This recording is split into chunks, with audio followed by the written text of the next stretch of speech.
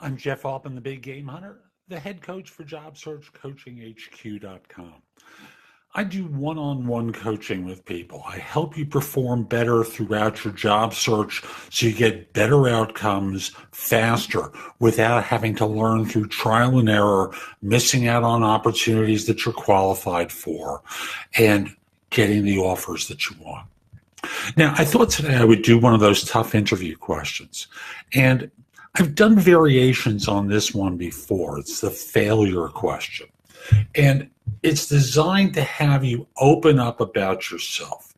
You see, when firms hire people into leadership roles, they want to hire people not only who can do the job, but who have a degree of emotional intelligence, who can understand the impact of what they do and own up to them.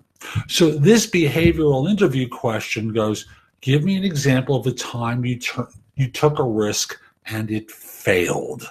And the key word in there is failed, because it's a strong word. It's not a mistake. You failed.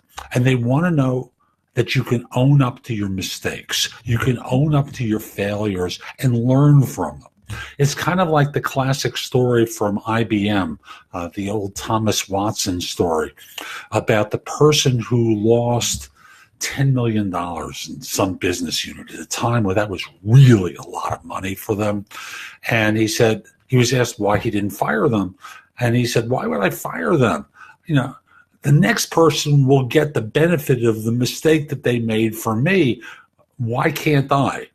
And that's really what this question is designed to do, is to get you to open up to your mistakes. So the format is the SOAR acronym. What's the situation that you were in? What was the objective that you had?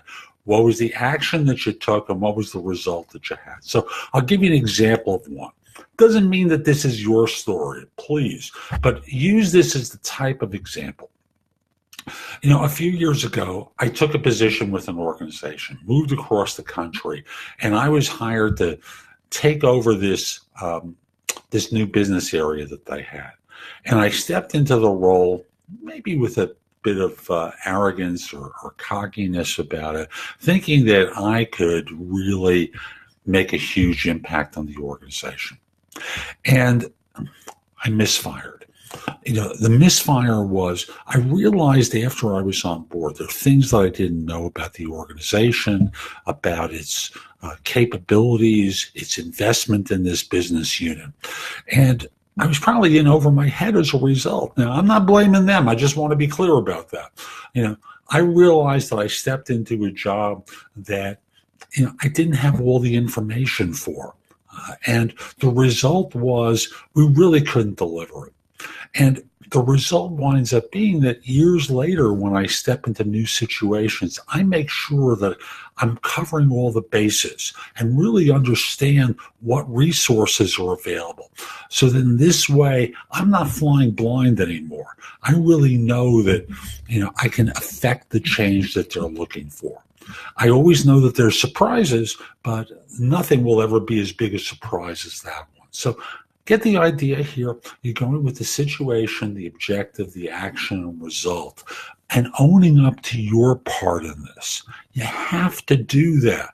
Without that piece, your answer has no meaning. It just sounds like you're blaming someone else.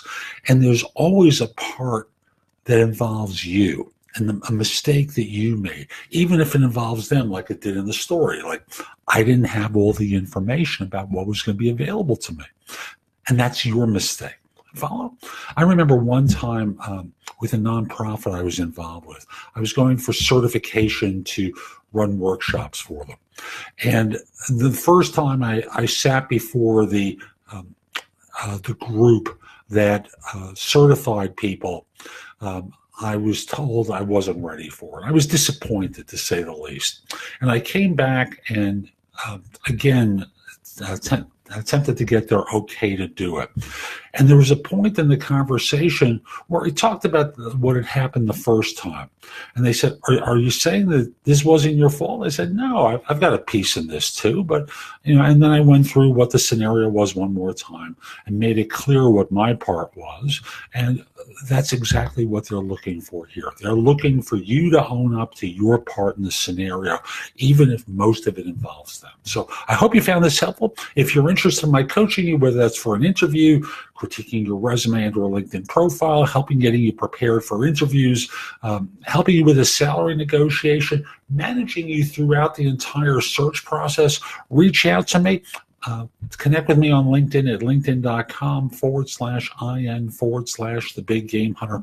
Mention that you saw the video. I just like knowing that I'm helping folks. And once we're connected, message me. We'll set up a time to speak, and I look forward to helping you. Also, JobSearchCoachingHQ.com. It's a nice site with curated information that you can watch, listen to, or read that's going to help you find work more quickly. Again, that's JobSearchCoachingHQ.com. Hope you have a great day. Take care.